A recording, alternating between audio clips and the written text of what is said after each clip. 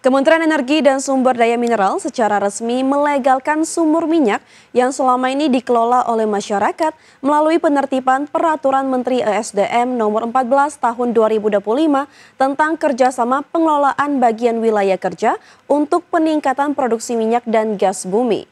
Melalui aturan ini, pemerintah optimis akan ada penambahan lifting migas mencapai 15.000 barel per hari. Wakil Menteri Energi dan Sumber Daya Mineral, Yulio Tanjung memastikan pemerintah akan mendapatkan tambahan lifting minyak sebesar 15.000 barel per hari dari produksi sumber rakyat yang selama ini dipandang ilegal. Melalui terbitnya Peraturan Menteri SDM Nomor 14 Tahun 2025 tentang kerjasama pengelolaan bagian wilayah kerja untuk peningkatan produksi minyak dan gas bumi. Nantinya sumur rakyat dikelola oleh badan usaha milik negara, koperasi, atau UMKM. Wamen SDM menegaskan nantinya kontraktor kontrak kerjasama atau KKKS dapat melakukan kerjasama pengolahan bagian wilayah kerja, tata kelola, keamanan sosial, dan perlindungan investasi demi memberdayakan sumur rakyat tersebut. Jadi kalau ini kan juga dengan proses yang ada, kita harapkan mungkin lebih dari 15.000, tetapi target optimis dari Kementerian SDM itu adalah sekitar 10.000 sampai dengan 15.000 barel per hari. Justru dengan adanya Permen 14 ini, ya kita melakukan penataan yang tadinya ilegal, itu justru dengan kita berikan legalitas kegiatan usahanya dalam bentuk koperasi atau badan usaha UMKM atau BUMD, itu justru ini akan lebih terkoordinir. Di sisi lain, Kementerian SDM saat ini masih melakukan inventarisasi sumur rakyat bersama tim gabungan yang terdiri atas pemerintah provinsi, kabupaten, kota, SKK Migas, serta aparat penegak hukum. Inventarisasi tersebut meliputi proses perizinan, memetakan perusahaan minyak dan gas bumi. Apakah sumur rakyat tersebut layak direkomendasikan untuk dilegalkan atau tidak? Meski demikian, Kementerian SDM memastikan nantinya tidak diperbolehkan ada tambahan sumur minyak masyarakat baru. Dari Jakarta, Devin Mansyah, IDX Channel. Pemirsa, Apple kini mempertimbangkan penggunaan model AI dari OpenAI atau Anthropic untuk versi baru Siri. Diskusi mencakup kemungkinan mengadopsi LLM eksternal yang diuji di infrastruktur cloud Apple yang menandai pergeseran dari strategi pengembangan model internal. Apple kini mempertimbangkan penggunaan model AI dari OpenAI atau Anthropic untuk versi baru Siri. Apple menunda peluncuran Siri AI lanjutan hingga 2026, memilih menuntaskan standar kualitas tinggi sebelum go live. CEO Tim Cook mengganti posisi kepala AI, mempercayakan pengembangan manfaat praktis seperti terjemahan panggilan langsung. Dalam medan kompetisi AI yang ketat, hanya beberapa raksasa teknologi yang kuasai model pasar foundation models. Apple belum memiliki model sekelas Google Gemini atau OpenAI.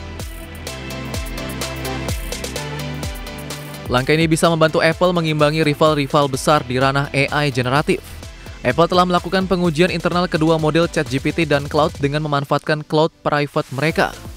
Evaluasi awal menyebut Claude unggul dalam hal respons alami dan konteks, namun seluruh proses masih dalam fase awal dan belum ada keputusan final. Apple tidak akan sepenuhnya mengandalkan model eksternal. Rencana strateginya adalah sistem hybrid model AI lokal untuk hal privacy, serta cloud model dari OpenAI atau Anthropic untuk tugas kompleks, sama seperti model GPT 4.0 sebelumnya. Sementara itu, kolaborasi ini menimbulkan kekhawatiran privacy terkait data pengguna. Apple menekankan kontrol kuat seperti private cloud compute dan penyembunyian IP, tetapi pengawasan publik dan regulator kemungkinan akan meningkat. Keputusan akhir diharapkan diumumkan setelah evaluasi lebih lanjut pada 2025 sebelum peluncuran Siri AI generasi berikutnya pada 2026. Apple masih bisa memilih terus mengembangkan teknologi internal tanpa bermitra. Langkah Apple memperluas kolaborasi dengan OpenAI atau Anthropic mencerminkan dorongan untuk mengejar keunggulan generatif. Strategi hybrid ini bisa menjanjikan asisten suara Siri yang lebih cerdas, relevan, dan aman di era AI selama faktor kualitas dan privasi tetap dijaga. Berbagai sumber IDX Channel.